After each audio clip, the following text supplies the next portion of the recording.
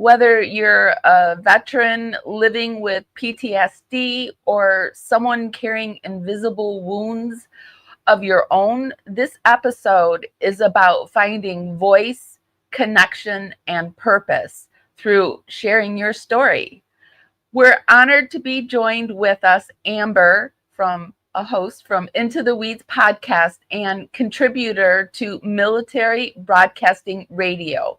Amber is a veteran, a trauma survivor, and a passionate advocate for using podcasting as a way to cope, to process, and to help others feel seen and heard. This conversation is full of wisdom, tools, and real talk because healing doesn't have to be quiet and you don't have to go it alone. So let's get into it. We're going to roll some credits while we wait for the rest of the wellness crew to pop in. Special shout out to our replay crew. We love you. Cavalier's drumming his old guitar again. Words rolling out into our fire. If heaven had wings, I would steal them and fly away with you for a while. Hearing the essence of gratitude, your dreamy little smile on my lips. I miss my cue, but baby, I had you. Miss my cue, but I had you for that day. Here in the essence of gratitude, I get to be back here on another Wellness Files. And it's Friday. It's my most favorite day of the week. What's your most favorite day of the week? Tell me. Mine has always been Friday. And so I'm always happy when we do a Wellness Files on a Friday because I think that's when we've landed on Fridays. But I think it's a great day to talk about health and wellness. And with me on this journey, I have Jen from Crafted Evidence. Hi, Jen. Yeah, I think it's a great way to kick off the weekend because the week can be stressful, and this is a good time to decompress as we go into the weekend. Mm-hmm. And I always say, too, that podcasting and doing this YouTube channel has really healed a lot. Well, I mean, I still have the trauma and stuff, but it helps me deal with the trauma and it's helping in the healing. And then I started thinking about Amber from Into the Weeds podcast. And I know she does all this work with Military Broadcasting Radio. And it's this free service. Yes, free service to vets. And they help you get a YouTube channel all situated and going. And I just think it's like an amazing service. And so I really wanted to have her on to talk about it. I love that. I love finding people who are doing great things out there. I love it.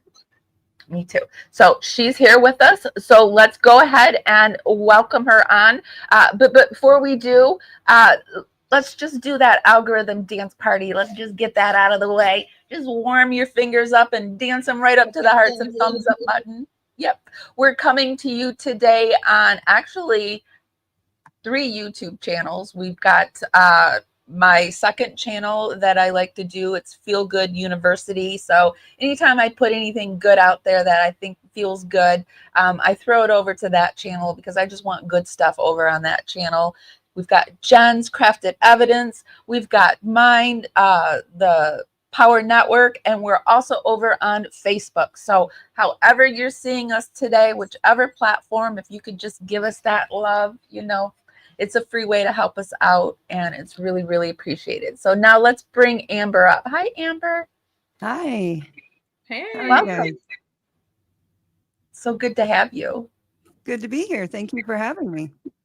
It's good to see your face too, because I've seen you through chats, and it's like then you start meeting these people in the community and then you connect, and it's so cool to meet you in person. Yes, very. virtually in person. Yes. She does a lot over on her channel on Into the Weeds. She does a lot of like the same stuff that we do the same stuff basically, because you do paranormal and you also do true crime, and then you do a lot of women's topics and issues and missing indigenous the murdered and missing indigenous women's epidemic. So yeah. Yeah, Well, I fell in love with Amber when she told me that she requested the police reports for the Gypsy Rose case, because I'm like, okay, I love you. I love people who actually file requests and do their research. So I was really looking forward to working with you. well, I fell in love with her when I found out that she went down to Fancy on the case in regards to the Gypsy Rose, and they stood firm in what they said they saw. They're like, we said what we said, and they didn't, like, because there were people trying to get them to like backtrack, and they're like, no, we said what we said. And that's when I fell in love with them. Thank you. That whole mess happened a year ago yesterday. So wow, it's the anniversary. I love that. Wow. I can't believe it's been a year. Yeah, it's been a year. So it's been a wild year, I'll tell you that, because I really honestly only wanted to cover Gypsy a couple of times and basically just interview people who had interacted with her or were talking about her. I didn't actually want to talk about her much myself. And so when I kind of fell into that whole thing with Fancy and Sarah and Chillicothe, that kind of spurred me on to actually look more at the case and then start requesting evidence, because I knew Fancy wasn't going to give it to me. Right. So I was just like, you know what? I'm a history nerd. So I just want to know what really happened. And I also wanted to pass it off to this guy, Ken Maines from the YouTube channel Unsolved No More. He's a cold case detective. Oh, and cool. yeah, and he had broke down a case from my hometown that I had asked him to do. And so I was just like, well, let me get all this information for historical purposes, and then I'll just forward it all to him. And when he has time, he can look at it and, maybe one day discuss it. So that's what I'm doing. Yeah, it's really cool how we've all kind of met through the true crime community. And Amy and I have talked about this a lot. I mean, there's a lot that goes with it too. There's a lot of days where we're like drained or just sucks the energy out of you. So it's nice to find, ways we can heal and feel good and do feel good stuff too. Yeah, and the reason I do that is because of Military Broadcast Radio. So I'm very thankful for them. Can you give us your background on what you did for military service? Yeah, so I was only in a year. I fell and broke my back right around the 7th week of basic training. So I got put in a med hold situation, and I was there from, let's see, it would have been April to November in the med hold situation. And so while I was in the med hold situation at first, I got there and it was like a really bad situation. Everybody had to either sit or stand in formation all day. You couldn't read, you couldn't do anything. It was just a really messed up situation. And then eventually I got to where I got a job there. And so I in-processed and out-processed all the soldiers. I did all the urinalysis. I made sure that everybody had beds. I just kept track of the whole unit, making sure that everything was running efficiently. Sounds like you're the mama of the unit, like the lady in charge. Basically. So, and I met my husband there, and he went on to, go back into the service, and he was in National Guard. And when I got out, we got together and moved to Arkansas and got married, and I went into children's ministry. And I've been in children's ministry and youth ministry at our church for 24 years, basically. My daughter's almost 25. So that's what I had been doing with my life up until last year when I started this podcast. But I did get, when I got hurt in the military, it caused a lot of problems. I have chronic pain syndrome, fibromyalgia, PTSD, all kinds of awesome health issues. So You're speaking to the choir. yeah. So, and I suffered from severe debilitating migraines, and I actually spent 6.5 years in bed with migraines. It was about 26 days out of the month I was bed bound, not able to keep anything down, just a very sick individual. And I had 2 heart surgeries in that 6.5 years, and a hysterectomy. And so it was just wild for me. So when we moved to Missouri, I started getting out of the funk of the whole situation I was in Florida, and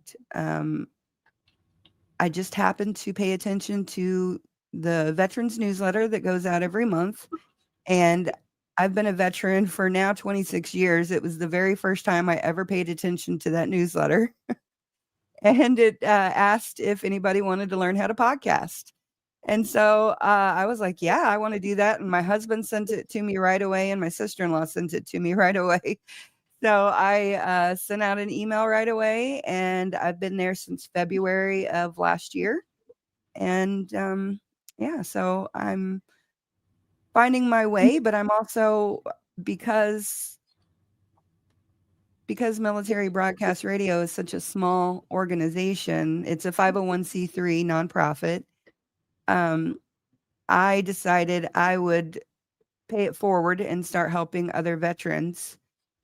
So every Tuesday and Thursday now I go in there with the president, and we just meet veterans, tell them our program, and if they want to proceed, we help them set up a whole podcast from intro, logo, outro. I mean, it's all whatever they put into it. So, you know, if it's mediocre, it's because, you know, they haven't put a whole lot of work into it. But you know, it's all about what they're willing to do. But it's all for therapy. It's free. For the first year, we don't charge anything. After a year, we ask that you just pay $100 for the StreamYard fee. So, and that's completely reasonable. Yeah. Right, because StreamYard's expensive. Yeah. Yeah. So, yeah, that's what we do. Oh, thank you, Moira. That was really sweet of you.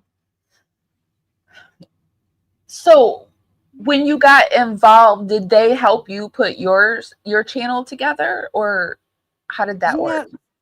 So because I came in at a time where they had literally thousands and thousands of emails and people flooding them with responses to learn how to podcast, there wasn't a whole lot of help for me. So my husband and my son helped me in the beginning.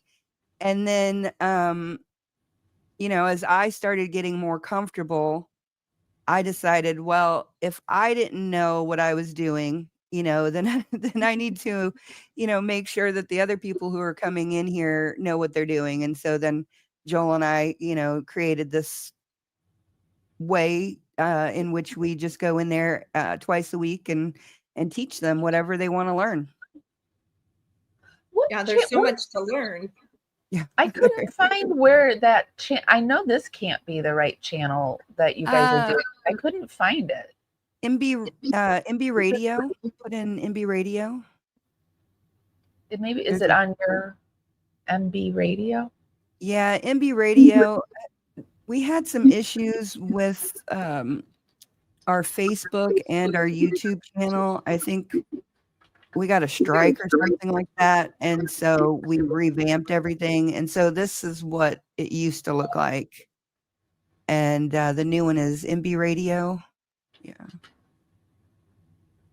This one? Yep, the duck. Okay. That's our mascot. Welcome to Military Broadcast Radio, where Right. Because I I'd couldn't love to find it. And hear I'm like, Yeah. I'm sorry. Yeah, What I did you think say? they offered that to you as well. I always hear these horror stories about people leave the service and then they're kind of left abandoned. And I'd love to hear that, you got a newsletter, even if it was like, hey, we're knitting. If you want to learn how to knit, you know what I mean? It's like, then you can come together as a community and you have this past in common, but yet you're moving forward with a different project. Yeah, I was shocked to realize that there's this whole community out there of veterans charities and foundations until I welcome got to with Military Broadcast. MBR.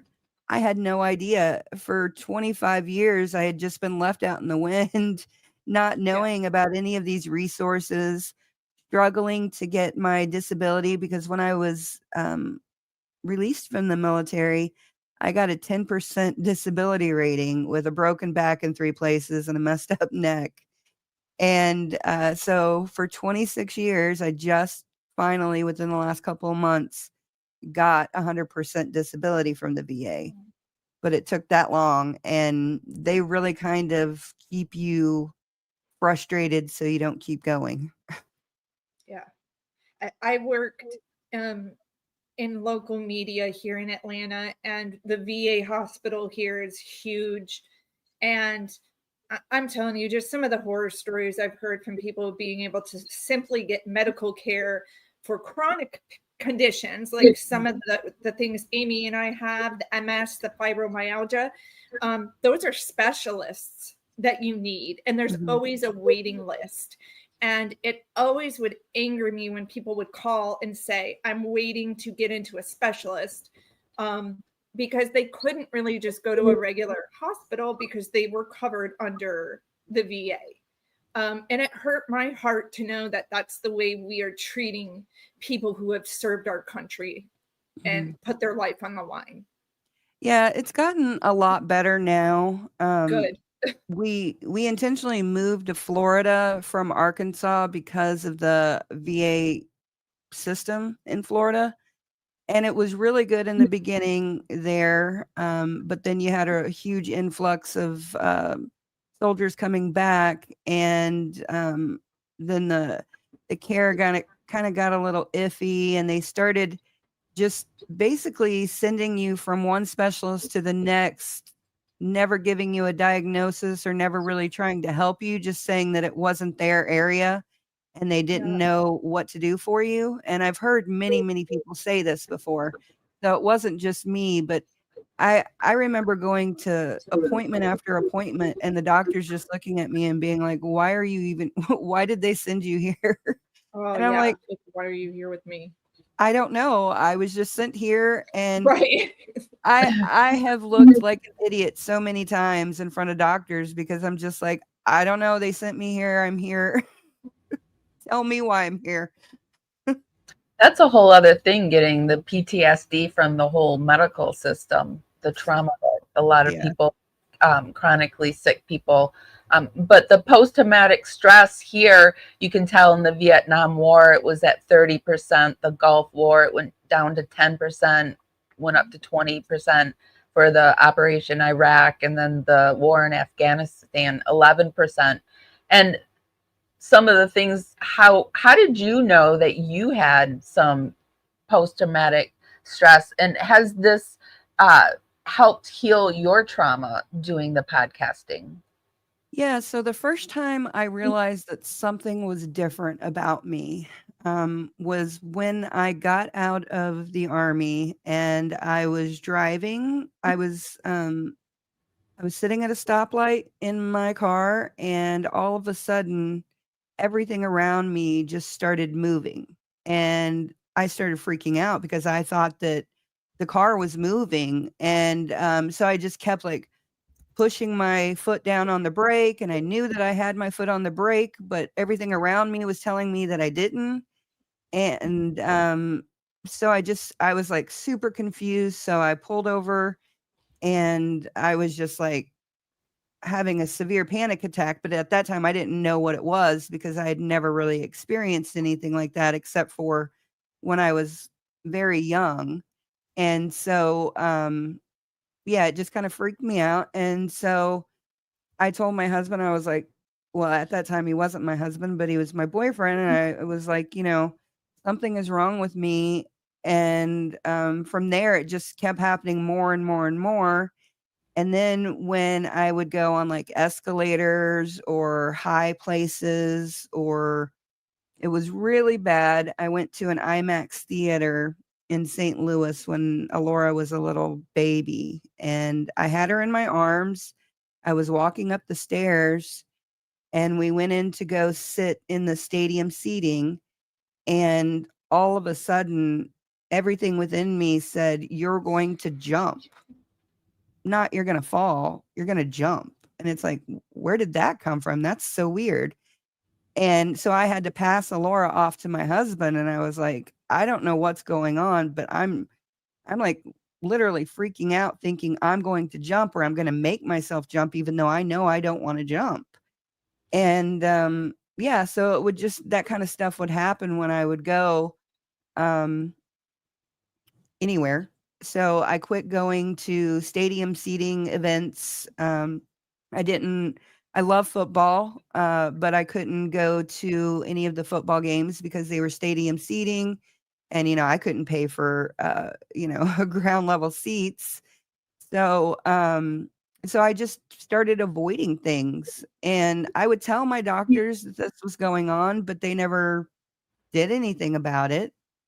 And, yeah, so for years and years, I just kept dealing with it and kept dealing with it. And within the last 2.5 years, I've gotten into therapy and realized, that it really is PTSD because I wasn't for sure at first. I was like, what is this?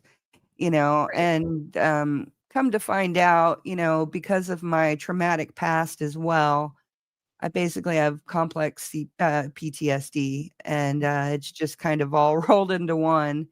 And I'm a huge mess sometimes, but yeah. We are talking about heavy subjects today, guys. So I do have up here a prevention for vets with PTSD. There's a number to call in the US, the UK, Australia, and you can visit an ISP to find a helpline. And I will put the link down in the YouTube show notes for you. So I'm sorry. I just wanted to be sure people saw good, that. Amy. Yeah. And I love that you had different countries too. It's not just, US military. I think the term, I don't know how you guys feel, but I feel like the term PTSD gets thrown around a lot, and then it diminishes the true value or the true essence of what it really is, and that people really do have it, but then people will use it in a term of joking. Does that make sense? Yeah. Like, oh, I have PTSD when it's really not that severe. Like when I think of PTSD, I feel like those physical symptoms. You're having those panic attacks. You're going back into that situation where you felt the way you felt when the trauma was happening, versus someone just feeling uncomfortable about a situation. Yeah, I get to the point. So my father died from suicide. He was a veteran, and he actually called the suicide line, and they created an appointment for him, but that was it. They didn't tell him to go into the ER or anything. I'm so sorry. Yeah. So he committed suicide in our home, and my child found him. And so I remember one day I was sitting in class because I was going to school full time and I was homeschooling my kids and doing all kinds of stuff. And so I was sitting in it just happened to be my psychology class. And the teacher was talking about a tornado that had happened on the campus years and years before. But when she started talking about the devastation and the stuff that they saw, I immediately just, my whole world just started spinning. And like, I couldn't tell if I was actually like sitting down or it was so weird. It was like everything within me just got completely messed up. And she looked at me and she knew something was going on. And she just she's like, Amber, go outside, and she Yeah. picked up on it, and yeah, that was one of the scariest feelings I ever had because it was just so overwhelming that I honestly didn't know if I was going forwards or backwards, standing or sitting. It was very scary. I think that's one of the true signs of whether if what you're experiencing is true trauma or just something upsetting. It's when it affects you in a way that you normally wouldn't react and you don't know why you're reacting that way. And it goes to when people say, like, I notice in true crime cases, they're like, well, why would somebody act like that? Nobody would act like that. And like, you're like, you don't know how you would react in the face of trauma until you really face it. Then you unpack all your trauma that you got with you, and your trauma is going to interact with the trauma that's happening. And it can make you do wild, weird stuff. And depending on how much trauma you've had, like I've had trauma after trauma, like my whole life. And so I've kind of just been able to roll with things. So if I were presented with something very scary or a weird situation, I may react completely differently than a normal person because they'll probably just laugh at you or be like, really? Because I honestly have been through so much. It's like, oh, really? That's just one more thing, Yeah. No, I get exactly what you're saying, Amber. Like sometimes I'm scared to even share my health journey because it sounds fake. Like it is so much, that I'm scared people are gonna be like, you're full of shit. And I'm like, no, this really happened. Yeah. Like here's the medical documents. Yes. No, honestly, my life has been such a weird ride that honestly a lot of people don't know how to take me, because if they really know what I've gone through or just even ask me a few questions, they're like, is this real? Am I being punked? Yeah. So, well, I think that's a Gen X thing too. We make fun of our trauma because we were kind of told not to do anything but laugh. Like couldn't really show any emotion, and even laughter wasn't sometimes okay. But we've learned to, make fun of our trauma. Yeah, I mean, the first traumatic event that I can really remember where like the feeling of PTSD I was 7 years old, and I was out in my grandma's backyard and we were celebrating her birthday, and my aunt started talking about this friend of ours that got arrested. And he was a college student. He was only like 21, somewhere around there. And I was 7. And I asked them, I said, well, why did he get arrested? And they said, well, he got arrested because they think he killed this little girl. And I said, well, why do they think he did that? And they said, well, because her footprints were on his windshield. And I remember, I can feel it now. I remember shaking so hard because I knew that those footprints were mine, because I used to play hide and go seek in his car and on his car. And so I thought I was going to prison with him for murder. And turns out he didn't do the crime. He was the one who found her. And so they thought that, he had committed the crime. Right. So at 7 years old, I just remember having that feeling. And since then, just incident after incident of weird things, happen to me. And so I'm just. But nobody thought to stop and like maybe not say that around a 7-year-old, or maybe explain to, like, back then we were in adult conversations We that were. in watching adult. My grandma used to take me to adult movies, like not like Yeah. but rated R movies. I No, I saw know what you mean. Yeah. the Like I Force watched Married with Children. I watched Melrose Place 90210 like in 5th grade. I mean, I love you, Mom. I love those shows, but definitely my kids are not watching that kind of stuff. I loved Howard the Duck when I was a kid. Howard the Duck was my favorite movie.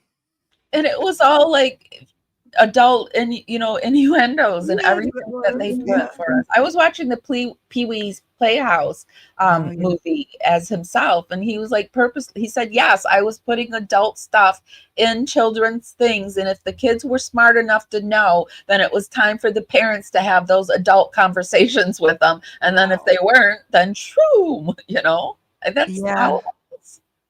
Yeah, Well, that we guy were got a also bad rap. talking Children's about television. That was children's television. Yeah. like I now love that you. I'm a millennial and I feel like Amy and I were talking, we were playing a clip of Jim Carrey in 1997, and I was like, how the hell did people get so sensitive? And I blame my generation.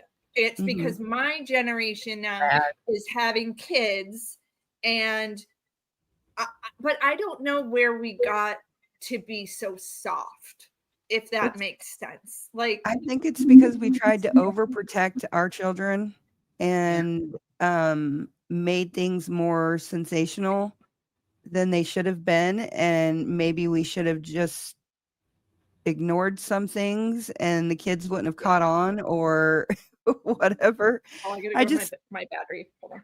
yeah, I just see that parents, like for instance, myself, I tried to safeguard my kids against all the things I experienced. And in turn, I made them, not as self-sufficient as I would like for them to be. I'm not saying they're lazy or can't take care of themselves. I'm just saying, I was at 8 years old further along than my children were, at like 15. Yeah, You it's crazy. Yes. I've noticed, like, for us, you driving was mean, like, everything. We independent. were really into getting our driver's license at 16, and I've noticed that that's Yeah. just not a big thing anymore. And it was like freedom. No. And it's just a big They're difference. And scared to drive now. They are really Yeah. scared to drive. And I'm like, what made you so scared to drive? Like, that's where you got your independence to go do what you're going to go do. And it was not good stuff. But I don't know, maybe is it the parents instilling fear in them, or is it really them who, because Amy, my niece and nephew were the same. They did not want to get their driver's license. And I'm like, what's wrong with you? Maybe it's a little bit of both, because the world is a lot scarier. The world is pretty terrifying. Although it was pretty terrifying back when we were there, but we didn't know, like people weren't aware of how like truly degenerate people were. And so they were, because of the internet, they were not having the internet, they were able to operate undercover. And now we all kind of know, well, we should know. If you don't know, there's a lot of crazy out there. And so it is scary. It is a lot scarier. The world's bigger now than it was when we were kids. When we were kids, it was our block, our school, our county, our town, our county, our state. We didn't really think much outside of our realm of experience. Yeah. So, so nowadays kids have information from all over the world, all over the country, and so it just kind of perpetuates all of the bad things that were happening back then and are happening now, to a point that they're extremely aware of what's going on, where when we were kids, we were oblivious. We were just kids out having fun and running the streets until the street lights came on.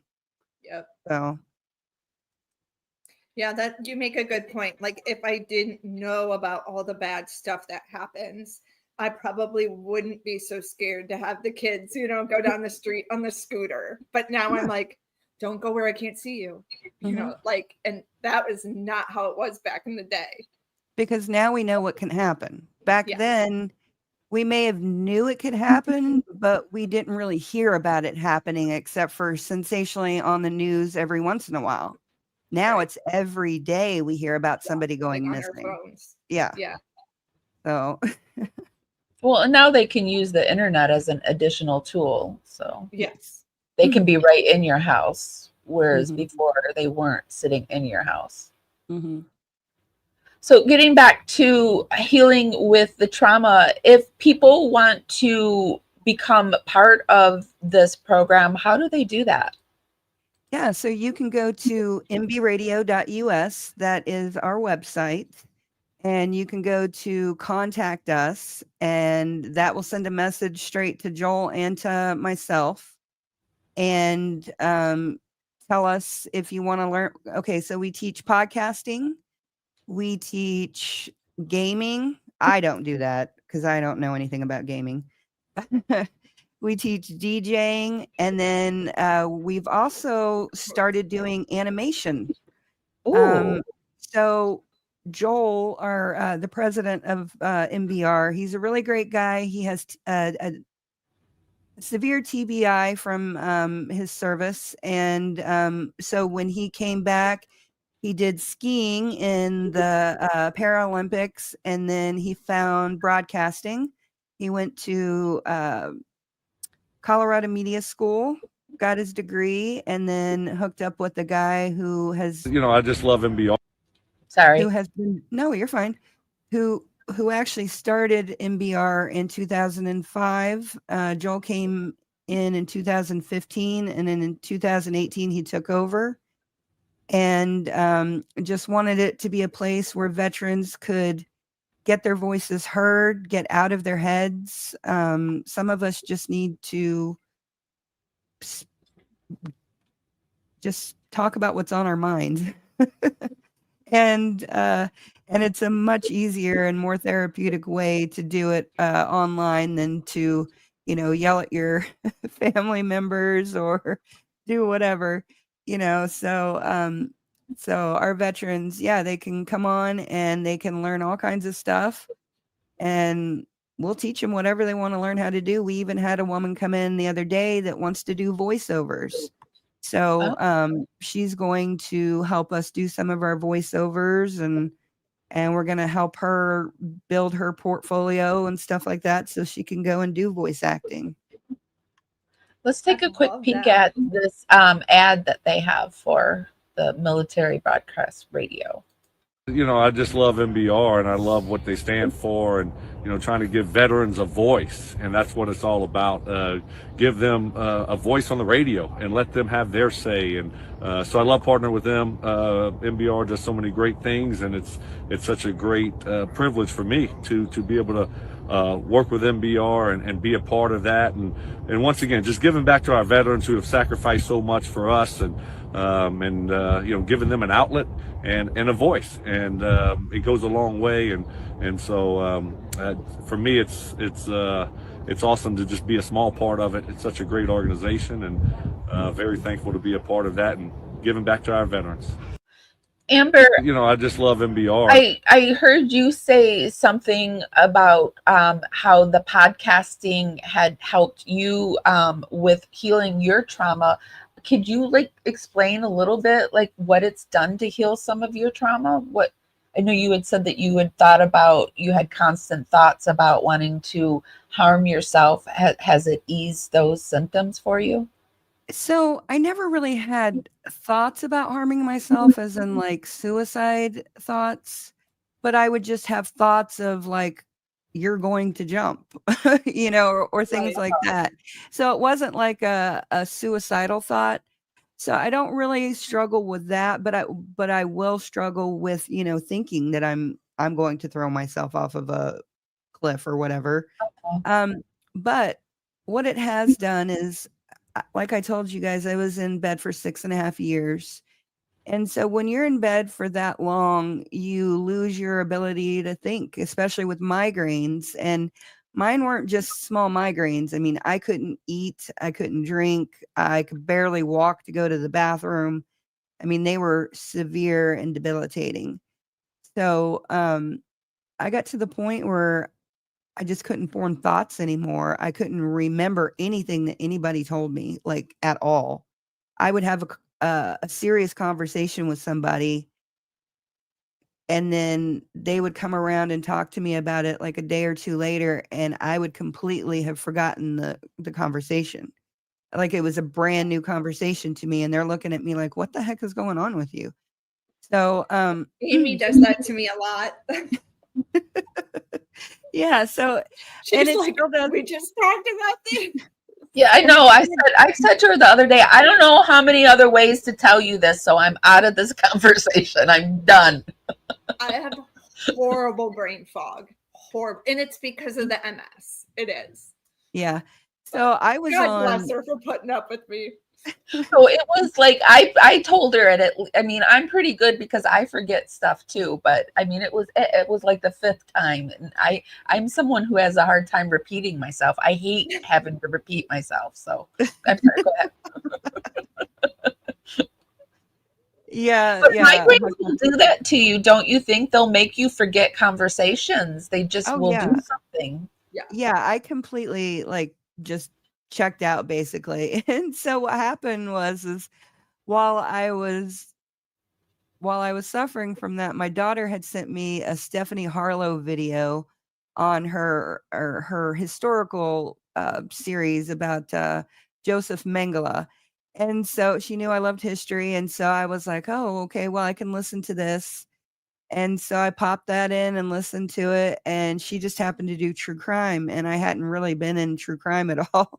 I hadn't really watched it, and I was living in Florida, and so I was like, "Okay." So I started watching it. I was like, "Holy cow." I'm thinking, good thing I didn't watch this when my kids were actually really little. Otherwise, I would have really freaked out. But yeah, so I started consuming true crime content through that, and I started consuming Meghan Markle content, and because I'm a history nerd, and so I wanted to know what was actually going on in that situation and make my own opinion. And so yeah, I started doing that, and even though I couldn't remember everything I was learning, I was still learning something. And then I would also pop in my audiobooks and listen to all kinds of stuff. And so yeah, I got to a point where I was able to get out of bed, and when I found this, I started doing it, and it started making me think. It started making me research. It started making me form opinions that I had to make concrete, because a lot of times you can have opinions or ideas, but you don't really know what you think about those opinions or ideas until you actually have to form a sentence, and write it down. And so I'm getting back to all that because I used to love writing papers in school and doing schoolwork. I would be a perpetual student if I could. And so yeah, this is getting me back into learning again and thinking again and speaking again, because I was very afraid of speaking for a long time. I thought that I would trip over my words and wouldn't be able to get anything out of my mouth, because that's how my head was going too. And so this is just giving me more confidence, giving me my confidence back, because I was working with children and youth and doing all kinds of things in front of people on a regular basis. And so now I'm doing it again, and that's how it's helped me. And now going in and helping other veterans experience it has just been a blessing, because you get to see where they were in the beginning and where they're at now. And some of the veterans have just really done incredible work. There's this one guy. Okay. His name is Terry, and he has a podcast called Trucker Mouth.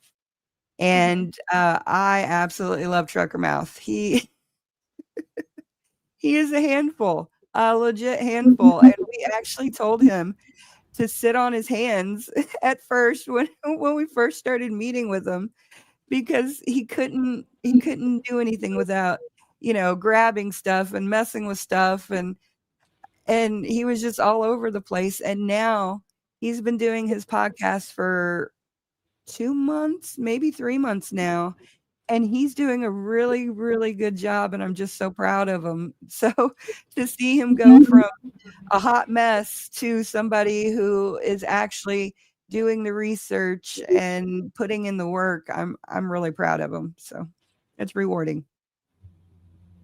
Well, I love your channel because you go for the interviews that you want. Like you did Nina, which she's pretty big in the Gypsy Rose space, and you got an interview with her almost immediately. I think you've done Becca Scoops. So I just really admire that you just go for the people you want to interview, and you're like, I want to interview you. Do you want to be on my channel? I actually have reached out to a lot of people, and I do want to say, Hakab, thank you for watching. Love you. So, I have reached out to a lot of people that are just so diverse. Like I reached out to Busy Bone from Bone Thugs and Harmony, and I've had conversations with him, and he said he wants to come on. I've reached out to Max Lucado. He's a preacher, to Dave Politis. He does Missing 411. All kinds of people I've reached out to. So it has given me that confidence to also be like, yeah, if I want that interview, I have to work for it, and I have to reach out, and I have to do what it takes. And so, yeah, I'm doing it. Yeah. And I think that's where a lot of people have a misconception about podcasting and having YouTube. Like, I came from the mainstream media, but there's nothing they give you to secure your interviews. There's no card, there's no magic anything. There may be an email address, that you get to use, but there's no credentials necessarily. It's all about you as a person reaching out to anyone you want to say, I want to tell your story. So anyone can do it. You don't, because someone said to me, like, well, I don't have the credentials. I'm like, there's no such thing. Like, you don't get a card that says I'm a journalist. It's you reaching out and digging and finding the person you want to talk to and saying, hey, I want to share your story. And any of us can do it. Yep. Yeah, I've actually even applied for White House press credentials. So it takes 9 months to get it. And so he's only been in 5 or 6 months, something like that. So I'm not a political person, but I just thought we got the opportunity at Military Broadcast Radio to do it. And I was like, heck, I'll do it. I'll apply for There's some it. interesting stuff happening right now. I'm like, where's the pop? Yeah. Right. There's like Who said what? Is over. But yeah, I'll tell you one thing with the White House press pass, we got temp ones, but they do background check on you. Like every person who gets a credential, they do background check on you, and then you have to like leave your purse, which is so uncomfortable. Like no one wants to leave their wallet, right? But it's the government and you have to. So you have to like put your purse and all that, and then the dog sniff. I mean, it's a damn circus. But what you're getting will be, like kind of something you can use for the future and have it. And I say go for it. I think that's awesome. Would you be able to use that when you like in trials? Would you be able to take that into trials? I'm not really sure. If you could, we might need to go to some trials. No, because it would clear her to go to like the White House and cover a story at the White House. And here's an example. I've covered Obama 3 times. And what it is he came to Florida and he came here, and my news station had to give them my information. Here are the 3 people going, and they're very strict. These are the people. Like, let's say I woke up sick, you're screwed. You can't send someone in my spot because they do a pre-background check on you first. Then you go, you leave your crap there, the dogs sniff it, blah, blah, blah. And it is a 1-day pass. Mhm. So that credential that I was given is only good for that 1 day, that one event. The one you're talking about, Amber, I think is so that you could go anytime you want and cover a story going on at the White House. Correct. Or like at a rally or whatever. Yes. Yeah. And so we all, well, the adventurous ones at MBR all applied for it. So we'll see what happens. You know, like I said, I don't do politics really or anything except for when it comes to prison reform and things like that. But because politics is wild and it's even more wild than the true crime. So I used to actually follow all that stuff. And I just got so fed up. I was like, my kids want to talk to me about politics. I'm like, I don't even want to hear about it. Yeah. It's But just Amy, drama you on bring up both sides. an interesting point. Like right now, I looked at my phone yesterday. I don't even want to go down the rabbit hole, but like I saw Elon text about Trump being in the Epstein files, and I'm like, Yes, I was like, I had to double take because I'm like, no way. Like, is this a prank? Is this a joke? I know. And like, but no, that's the I'm kind like, of it's stuff getting that's happening. good. It's getting good. And Now, I what is agree. Trump gonna do? Because Trump is not one to be messed with. Like he is messing with Elon is messing with, I would say, arguably, he is the most powerful, good or bad. Trump is the most powerful man in the world. I would say he is the most powerful man in the world. And what is he doing? I'm like, what's gonna happen? I feel getting in bed with him in the first place. And you guys, when I say getting in bed, that dude was at their house like every day for months. He was at Thanksgiving. He's at Christmas. It's like, y'all are getting way too close. And now look what happens. I can't wait. I'm a like, mile away. I've decided that if it's gonna happen and it's happening, there's nothing we can do. I think it's funny. I've turned it into like, it's very like, ooh, because if not, I'm gonna be sitting crying, you know? So it's very interesting. What's gonna happen? I'm a little scared too, to be honest. Well, I'm scared too, but I'm not gonna like, what can we do? We're just the little Right, minions in this. just, like run to the country and hide in a bunker. Like that's about it. Oh, Hakab says her family's fighting over Trump and Elon. This one loves Elon, the other loves Trump. So now that's our world, isn't it? The families are fighting because one likes Elon. Mommy and Daddy are fighting, and who do you want to live with? I don't like any of them, so I don't either. But I think that's why I can laugh at them. Yeah.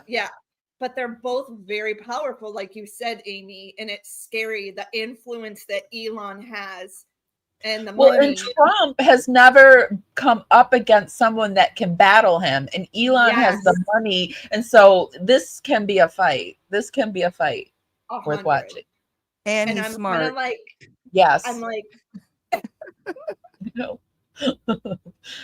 So what's coming up in I know you just had you're working on more FOIA because you did the first FOIAs in the Gypsy Rose case, and now you're working on more. What else are you doing? Yeah, so hold on. So I did gather all those FOIAs. There was like, I think officially 6. There's another one that's out there that I'm supposed to have access to, but they haven't given it to me.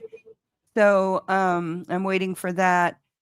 And then, I just basically what I did was I just asked Greene County since October of last year, asking them for all the different requests, doing all the different requests. I don't know how many I've actually done, but I think I've gotten around 7 of them back, or 6, somewhere around there. But so after going back and forth with Kendra, the records supervisor over there, she realized I wanted everything. I was like, I want everything. I'm laughing because I know how they operate, Amber. Like, they take their sweet ass time if they want to. Yeah. And so I was just like, I just kept putting different things in, and finally I was like, I want everything. And she's like, okay, well, I can do this. And I said, or she said, I can give you Nicholas's file. And I said, well, I don't want anything that's already duplicate that I've already paid for. Cause I've Right. already paid around $600 myself that I still haven't recouped yet. And so now I have that big pot of money sitting there for the next FOIAs, but I haven't actually recouped any of that money yet. So, yeah, she said, no, this is all going to be brand new information, nothing that you have. So That's I was kind like, of her to okay. tell you that too. Yeah, because I point blank asked, because I was like, I'm not going to pay for a bunch of stuff I already have. So, yeah, so I'm And that's how getting, the county makes money too. yeah, And in the past, I would request a million things because the station was paying for it. But now I'm a solo person, and you have to weigh what, and Amy's got the cash apps up there. Well, that's one of the reasons. I don't want people to think we're like, send me money. It's going towards the work you're putting in. mhm. People don't know it costs money for those reports. Yeah, and I don't really make videos on Gypsy. I will have a live stream occasionally talking about the FOIAs or something, but I'm not like actively making videos on a regular basis about her. So I was like, for a long time, I wouldn't even collect any money because people were asking me, and That's kind. yeah, I just wouldn't do it, and because I felt icky about it. And so then, some things transpired, and I was like, oh, well, I need to put my watermarks on it, and I will ask for money going forward. So that's what I've done. And we have raised, now we've raised, let's see, when it comes into PayPal, I switch everything over to Cash App so that I can control it in one account. So in Cash App now, we have $2,245 collected for the next round. And it will be $1,888 or something like that, just for what they've told me about at the moment. But she said they're collecting evidence. And I asked her if she wanted to pay me the other day, and she said, no, just wait until we're done. So she just wanted to give me a bill to let me know what it's going to cost. So, yeah. Yeah, Do it's expensive work. Mm-hmm. Do you have on your page, because I keep clicking on this one thing and it's freezing my screen up, this the one that says that you have collected the 1,109, but do you have, is it just they're sending it to your Cash App? Is that where, but do you have a space where they can go, or my how do they Cash go? App, my Cash App is in my description, I believe, and then it's also in a community post, and my PayPal's in that community post as well. I'll make another one today just to kind of refresh it and let everybody know that it's there.